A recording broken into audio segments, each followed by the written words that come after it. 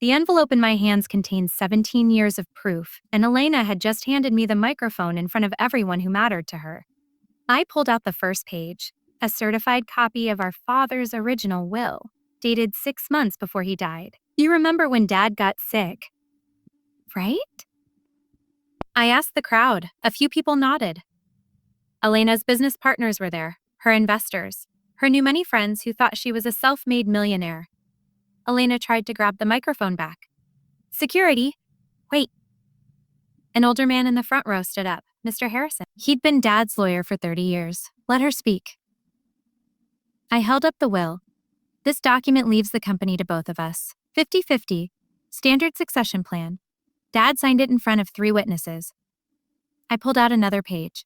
Now here's the will that was actually filed with probate court. The crowd shifted, phones came up, people started recording. The filed will leaves everything to Elena, 100%. Yend names her as the sole founder. Elena laughed, but it was thinner now, tighter. You're upset because you got left out. I get it. Grief makes people crazy. This is narration about grief. I pulled out the third page, a forensic handwriting analysis from a retired FBI document examiner. This is about forgery. Someone signed Dad's name on the filed will. The same someone who told me he changed his mind 2 weeks before he died when he was in a medically induced coma. The room went silent. Elena's face did something I'd never seen before. Nodding. You had a forensic report this whole time and you waited until now, she whispered, just between us. I waited until you threw a party celebrating yourself as the founder. I waited until every single person who matters to your business was in one room. I turned back to the crowd. The FBI has been investigating elder financial abuse in our father's case for 8 months. They asked me not to go public until they finished their review. Mr. Harrison walked toward the stage. I can confirm that I was never consulted on the second will. I retired 3 months before your father passed, and someone forged my signature as the witness. A woman in the back stood up. I was Dad's nurse for his last year. She walked forward. He talked about both of you constantly. He wanted the company to stay in the family, but he never once said he was cutting anyone out. In fact, the week before the coma, he asked me to help him set up a video call with a lawyer. He said he needed to protect everything. I assumed he meant from the cancer.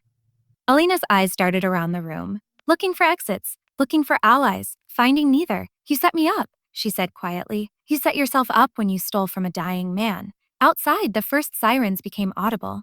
Faint at first, then closer. Then closer. Elena's husband appeared at the side of the stage, pale phone in hand. Babe, we need to go. Now. She looked at me. Really looked at me. Really looked at me. Maybe for the first time since we were kids. What did you do? I told the truth, that's all. Before I tell you what happened next, tell me in the comments where you're watching from. If you've ever been treated like this by family, hit like and subscribe. Because this story proves what happens when you stop staying silent. 2 agents walked in. Not the local police. Federal. One held up a badge. The other scanned the room, found Elena, and started walking. She grabbed my arm. Hard. Call them off. I'll give you half, 60%. You can be CEO, I don't care. I don't want CEO. I want Dad back. Since I can't have that, I want the company he actually built. Run the way he wanted it run. With both of us. I pulled my arm free. But you made that impossible. The agent reached the stage. Elena Morrison, I need you to come with us. This is harassment. This is my party, my company. Ma'am, we have a warrant for your arrest on charges of forgery, identity theft, and financial exploitation of a vulnerable adult. You have the right to remain silent. Her husband disappeared into the crowd. Her investors stared. Someone's champagne glass shattered on the floor. Elena looked at me one last time, and for just a second, I saw the sister who taught me how to ride a bike. Who held my hand at our mother's funeral? Who promised we'd always be a team?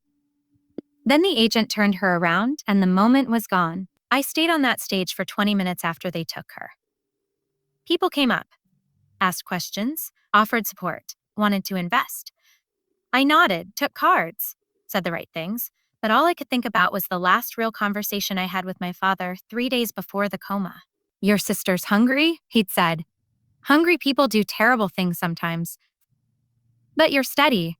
You're the one who'll still be standing when the dust settles. Don't let her destroy what I built just because she wants it now. I didn't understand then. I thought he was talking about business strategy. He was talking about her nature and mine. The company didn't collapse overnight. That's the thing about fraud. It doesn't look like fraud when it's working.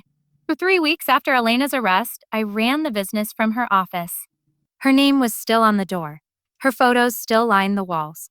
Her executive assistant, a guy named Marcus, who'd been with her for 4 years, kept calling me Ms. Morrison and looking at me like I might explode at any moment. It didn't explode. I read contracts. I reviewed financials.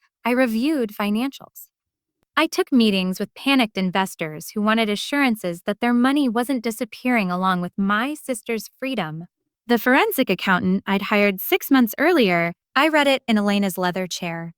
Looking out her window at the city skyline she claimed as her own, she'd taken $2.4 million from the company over 3 years. Not salary. Not dividends.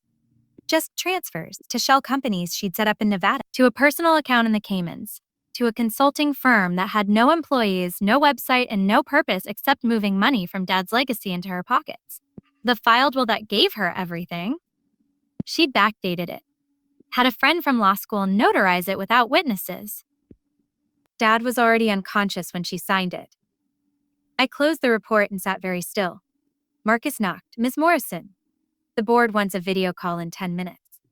Which board members? He hesitated. All of them. You're concerned about leadership?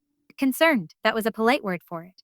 3 of the 5 board members were Elena's handpicked allies, friends from business school, golf buddies, people who'd benefited from her lies because they'd benefited from her success. I walked to the conference room alone. No assistants. No lawyers. Just me and a laptop and 5 faces on the screen who'd spent the last 2 years treating me like a houseplant at company events. Thanks for joining, I said, sitting down. Mark Tolan spoke first. Elena's golf buddy. Real estate developer. Never liked Dad, never liked me. We've retained outside counsel to review the situation. Given the criminal nature of your sister's departure, we feel it's in the company's best interest to install an independent CEO until things stabilize. An independent CEO, I repeated. Someone with no family connection to the situation. A professional. I opened the forensic report. Did outside counsel also review the $2.4 million your independent CEO's predecessor moved out of this company? Silence. I have bank records. I have transaction logs.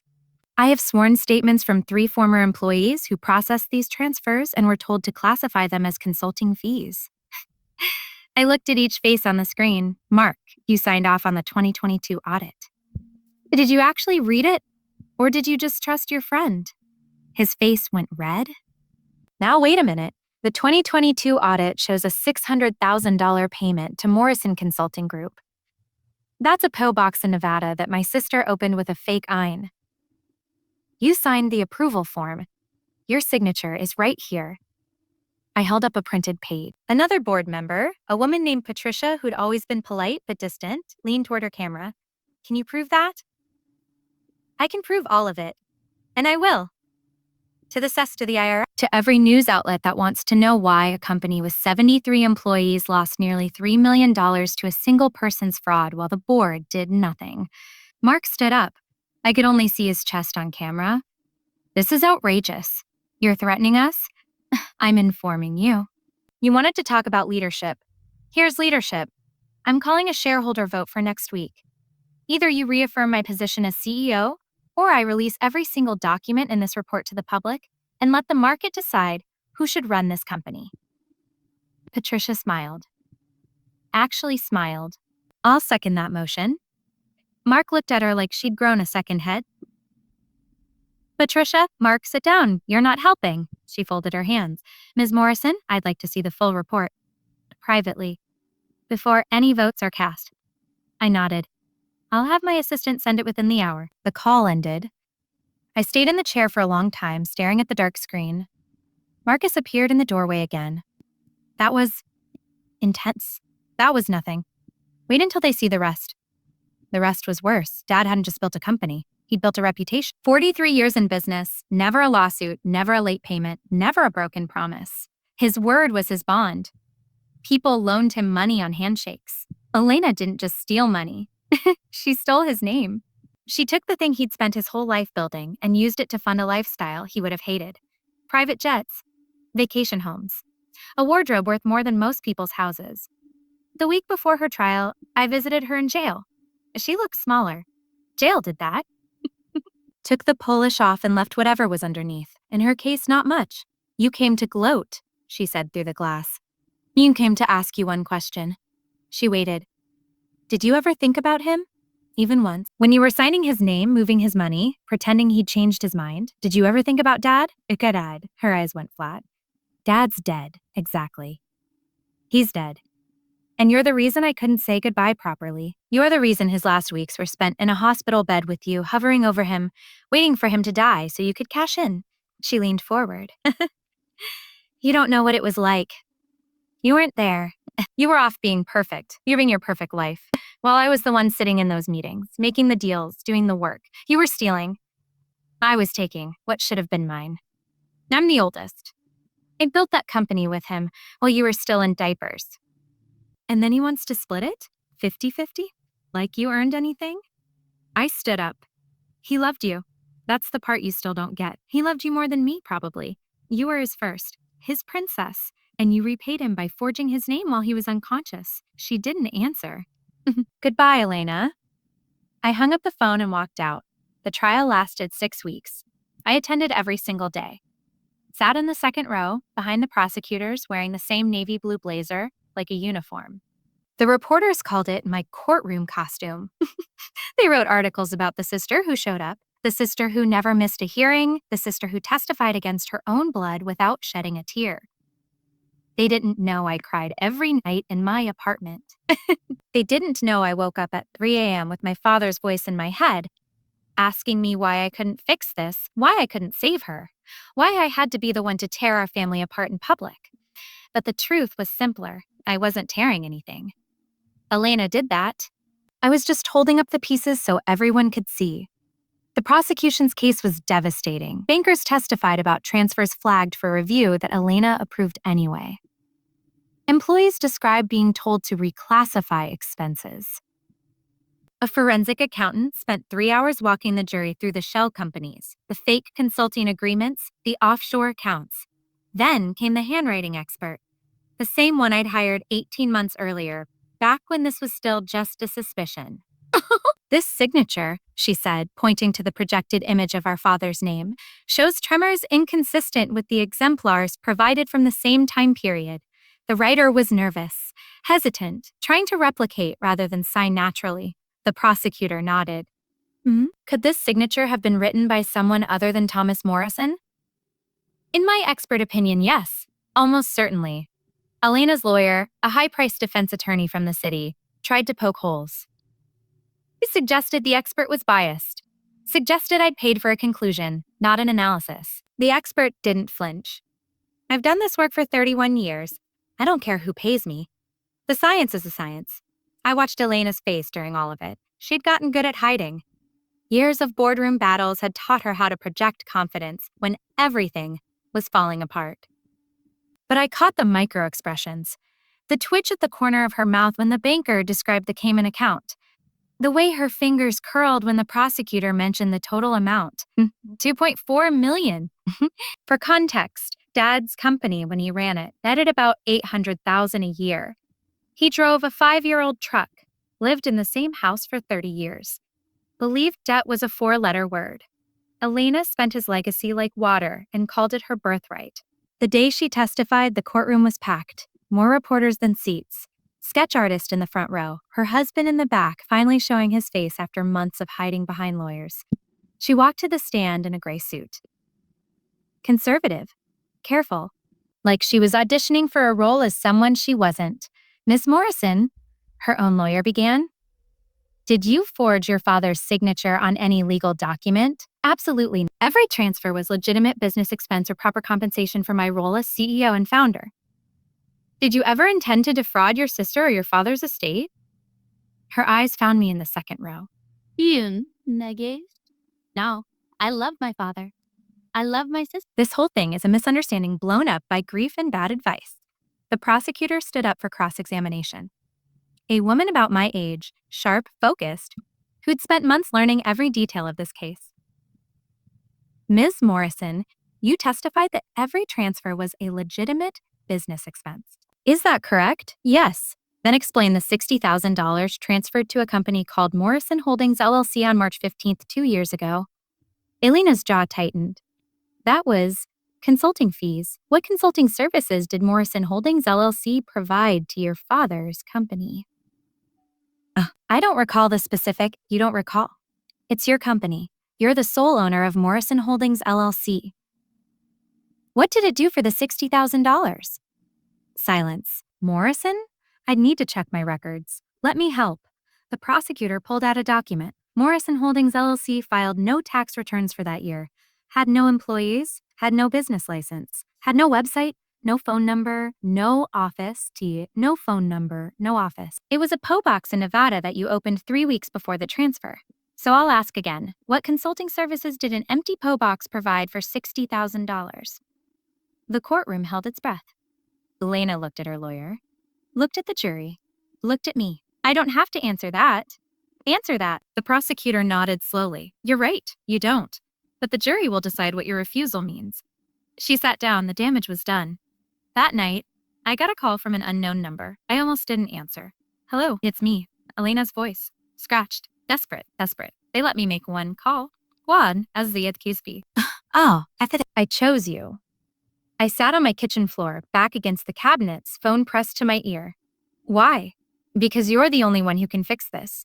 You can say you were mistaken. You can say you forgave me. If you write a letter to the judge, ask for leniency, say we're working it out. Elena, just listen. I know you're angry. I know I messed up, but I'm your sister. We're family. Dad wouldn't want this. Dad wouldn't want you to be in jail. You're right. He'd hate it. But he'd hate what you did to me more. He'd hate that you stole from him while he was dying. He'd hate that you're only calling me now, after 6 weeks of trial, because you need something. Silence. I'm not writing any letters. I'm not asking for leniency. I'm going to sit in that courtroom tomorrow and watch the jury tell you what you already know. You're destroying us. No, you did that.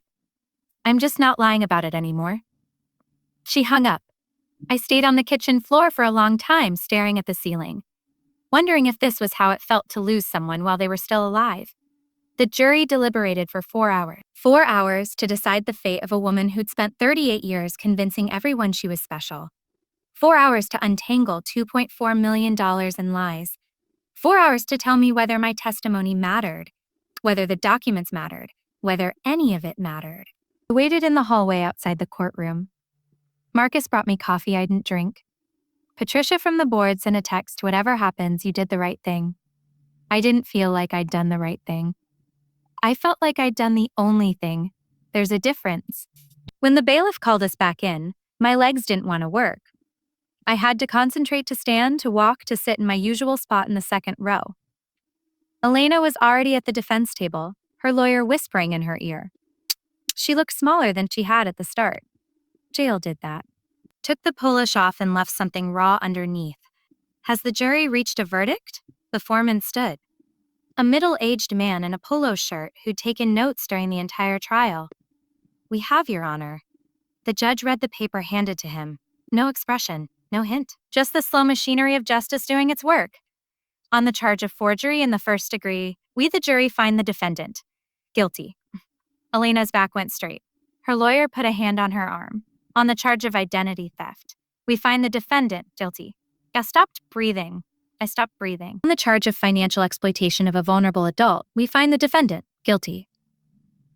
3 counts, 3 guilty verdicts. The maximum sentence was 12 years. Elena turned around and looked at me. Not with anger this time, not with calculation. Just tired, like she'd been running for so long and finally had to stop. The judge thanked the jury, set sentencing for 6 weeks later, reminded Elena she'd be remanded into custody immediately. As the bailiff handcuffed her, she mouthed something at me. 2 words. I'm sorry. I didn't nod, didn't shake my head. Just didn't react at all. Because I didn't know if she meant it, and I didn't know if it mattered if she did. Sorry doesn't unforge a signature.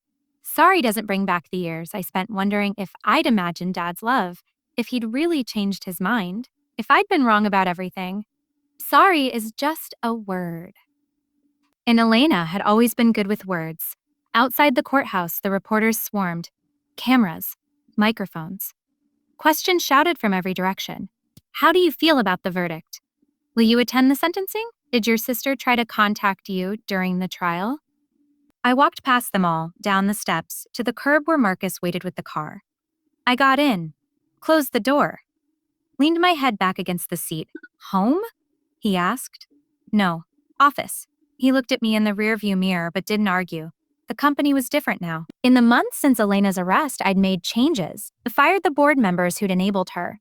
Promoted people who actually did the work. Sold off the projects she'd started that made no sense. The vanity ventures, the status symbols disguised as investments.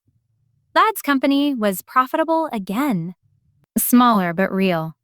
The way he built it. When I walked in that afternoon, people looked up. Some smiled, some nodded. A few came over to say they'd heard the news. They were glad it was over. They supported me. I thanked them, kept walking. Got to my office now, not Elena's, and closed the door. Then I sat in the chair and cried for the first time since the trial started. Not for Elena, not for me. For Dad. For the last conversation we never got to have. For the version of our family that existed before money became more important than blood. My phone buzzed. A text from an unknown number. This is Dad's old nurse. I have something for you. Something he asked me to hold. Can we meet? I stared at the screen. Dad's nurse, the one who testified. The one who said he'd wanted to protect everything before the coma. I typed back. When and where? We met 2 days later at a diner near the hospital where Dad died. Old-fashioned booths. Coffee that tasted like it had been sitting for hours. The kind of place he would have liked. Her name was Carla. She'd retired, moved closer to her grandkids, but came back for the trial because she thought I should know. He gave me this the week before. She slid a padded envelope across the table. Until after. Didn't explain what after meant. I thought he meant after he recovered. After he came home, she paused. I think he knew he wasn't coming home. I opened the envelope with shaking hands. Inside, a flash drive, a handwritten letter, and a small velvet box. I read the letter first. My darling daughter, if you're reading this, I'm gone. And if I'm gone, it means your sister did what I was afraid she'd do. I'm not stupid. I saw the way she looked at the company. The way she talked about money like it was the point instead of the tool. I saw the signs, but I kept hoping she'd grow out of it. Kept hoping love would be enough. It wasn't. I know that now. On this drive is a video I recorded with the lawyer 3 days before the coma. A legal statement of my wishes. My real will. The one she doesn't know about. The box is for you. It was your grandmother's. She gave it to me when you were born and said to save it for you. I've been waiting for the right moment. I guess this is it. Don't hate your sister. She's sick in a way medicine can't fix, but don't let her destroy you either. You're stronger than she knows. Stronger than you know. I love you. I always have. I always will. Dad, I looked up at Carla. She was crying. Ofendika. I didn't know what was in it, she said. But he was so careful, so deliberate. He made me promise not to give it to Elena under any circumstances. Only you. I held the letter against my chest. The same way I'd held the envelope at Elena's party. But this time it wasn't evidence. It was him. His handwriting, his voice, his last words to me. Thank you, I whispered. Carla squeezed my hand and left. I sat in that diner for 2 hours, reading the letter over and over, holding the box unopened, trying to feel something other than the weight of everything I'd lost and everything I'd found. I didn't open the velvet box that night. I drove home with the envelope on my passenger seat like a passenger, took it inside, set it on my kitchen table, made tea, sat down, stared at it for another hour before my hands finally moved. The box was old. Real gold, not plated. Engraved with initials I didn't recognize. Inside a ring, not flashy. Simple diamond in an antique setting, the kind of ring that had stories attached to it, generations of women who'd worn it through wars and depressions and weddings and funerals. I put it on. It fit perfectly. The flash drive sat next to the box. I plugged it into my laptop. The video file was dated 3 days before Dad's coma. He looked tired on screen, thin from the cancer. But his eyes were the same, sharp, watching, seeing everything. I'm recording this because I don't trust paper anymore, he said. Paper can be lost, altered, Forged, but video. Video is harder to fake. He held up a document, his real will, dated, signed, witnessed by two people, his longtime lawyer and Carla the nurse. This is my final will and testament. It leaves the company to both my daughters equally. 50% each, no conditions, no games. No games. That's what I want. That's what I've always wanted. He paused, looked away from the camera. When he looked back, his voice was different, softer. I know Elena will be angry. She's always wanted more. Wanted it now. Wanted it without waiting or earning. I hope she'd grow out of it. I hoped marriage, kids, responsibility. Something would teach her that life isn't a competition. He shook his head. It didn't. And now I'm dying, and I can't fix her anymore.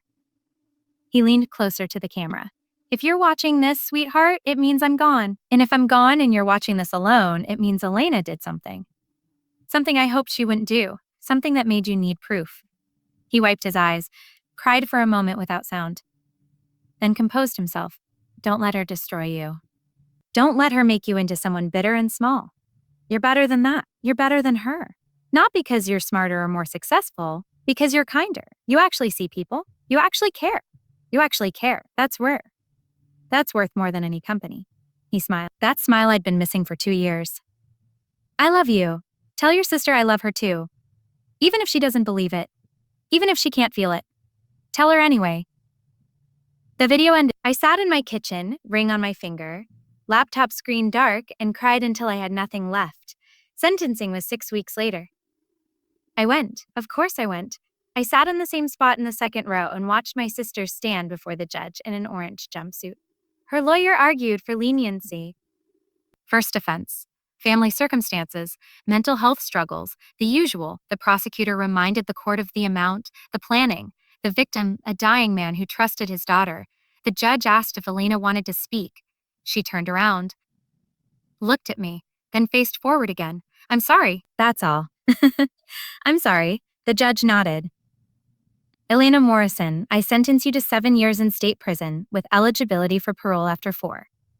I also order full restitution of $2.4 million to the company you stole from. 7 years. 4 with good behavior. Less than the maximum, more than she expected based on the way her shoulders dropped. As the bailiff led her out, she looked back at me one last time. I raised my hand, not waving, just showing her I was there, showing her I saw. She nodded once. Then she was gone. I run the company now. Dad's company, my company. I changed the name, Edith and daughter, to the original. Small thing, but it matters. Every time I see it, I remember who built this and why. Elena gets out in 3 years if she behaves. I don't know if I'll visit. I don't know if I'll be there when she's released. I don't know if we'll ever be sisters again in any real sense. But I know this. Dad was right about all of it. About her hunger. About my steadiness. About the difference between winning and being right. The ring stays on my finger. The video stays on my phone. His voice stays in my head. I still miss him every day. I still wonder if I could have done something different, something sooner, something that would have saved Elena from herself. But I've stopped asking those questions like they have answers. Sometimes the truth is just the truth. It doesn't fix anything. It doesn't bring anyone back. It doesn't bring anyone back. It doesn't turn sisters who hurt each other into sisters who love each other. But it sets you free. And freedom, I've learned, is the only thing that matters when you've spent years living in someone else's lie. I don't know if Elena will ever understand what she did. I don't know if she'll ever really be sorry or if she'll just be sorry she got caught. But I know what I'll say if she asks me someday when she gets out, when enough time has passed that the sharp edges have worn smooth. I'll say, I forgave you a long time ago, not because you deserved it, because I deserved peace. And then I'll close the door and I'll go back to my life and I'll keep building what our father started. Not for revenge, not for proof, just because it's mine now. Now I intend to keep it